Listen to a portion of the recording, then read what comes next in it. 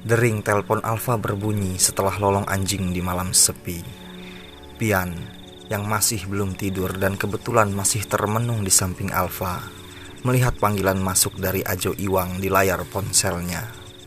Mula-mula, dia enggan mengangkat karena tahu Ajo Iwang mengajak mereka ke rumah pembantaian.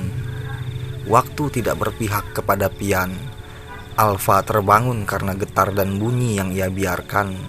Wajah Pian yang suram pun bercampur sungut. Alfa mengajak membangunkan Belki untuk menjemput Ajo. Rumah pembantaian terletak di tanjakan maut. Alamat lengkap lokasi kami rahasiakan karena ketua lingkungan enggan dipublikasikan. Rumah pembantaian adalah tempat pembunuhan satu keluarga oleh seorang pembantu. Ceritanya, pembantu itu dibujuk rayu oleh majikan. Dia berjanji akan menikahinya dan menjadikannya ratu kedua. Namun, sampai si pembantu hamil, tuan kurang ajar malah menamparnya. Padahal, Kumala hanya ingin dia bertanggung jawab. Sang penipu justru mengancam Kumala jika mengadukan kehamilannya. Dari situ, perasaan perempuan lugu mulai terkontaminasi. Apalagi, 2 malam setelah ancaman, tuannya menikmati tubuh perempuan hamil lalu melempar uang ke wajahnya. Umur dan kenikmatan tiada yang tahu. Kumala menikam ginjal sang tuan. Terkepar, lelaki itu di lantai merah berlumur darah. Kumala segera bersembunyi seraya membawa pisau yang selalu diasah. Suara teriakan lelaki itu sampai ke kamar istrinya. Saat sang istri ingin berteriak, Kumala menghajar kepala lalu menusuk leher dan lambungnya. Kumala sangat membencinya karena hartanya. Lelaki yang Kumala cintai tak kunjung menikahi. Kumala pun terpaksa membunuh anak tak berdosa. Saat dia menoleh, anak majikan seperti menerima kutukan sebab melihat darah bercucuran. Anak itu ditikam Kumala hingga tergeletak. Semua jasad korban dikuburnya di bawah tangga. Orang yang kebingungan akan bertindak tanpa rencana.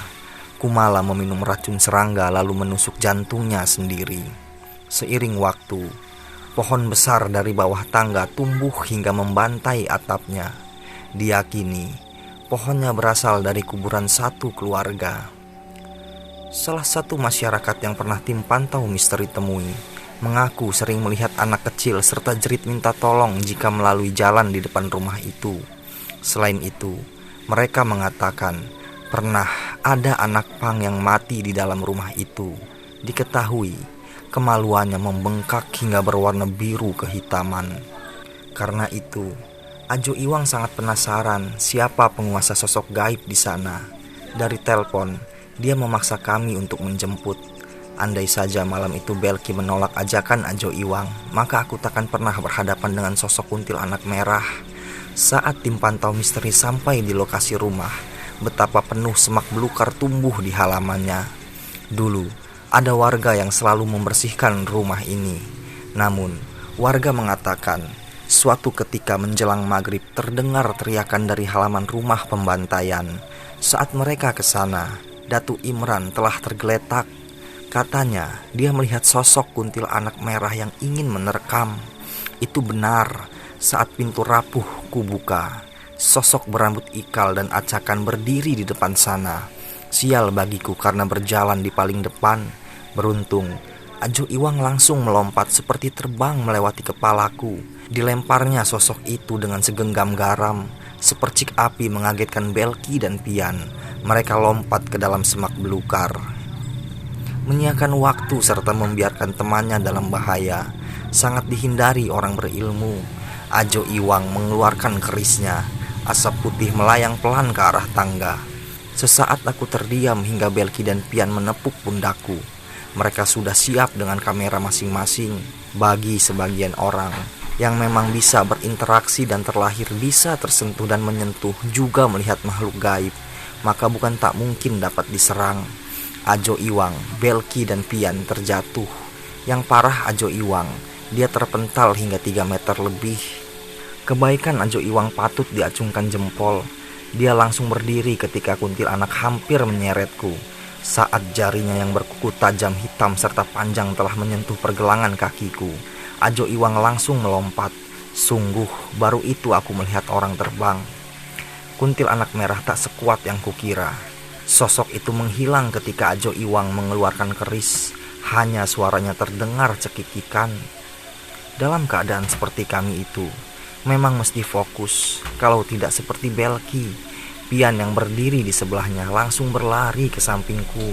Mata Belki menjadi merah menyala sedangkan tangannya memegang dada. Dia bersedih lalu terduduk hingga nyaris dengkulnya terkena serangan beling. Ajo Iwang tak mau terjadi sesuatu dengan Belki. Dia menepuk pundak Belki sehingga tersadar. Namun tubuhnya masih sangat lemas sehingga kami mengusaikan penelusuran. Di dalam mobil, Ajo Iwang mengatakan enggan melakukan mediasi. Kuntilanak merah bisa mengakibatkan kefatalan bagi Belki. Menurutnya, Belki sedang tidak fit, sedangkan kuntilanak merah itu memiliki ilmu yang nyaris sama dengan pocong. Jin yang memanfaatkan dendam dari jasad seorang perempuan bunuh diri, secara otomatis ilmunya akan bertambah. Dan tak sembarang jin yang sanggup memanfaatkan itu. 2021. Begitulah kisah tim pantau misteri.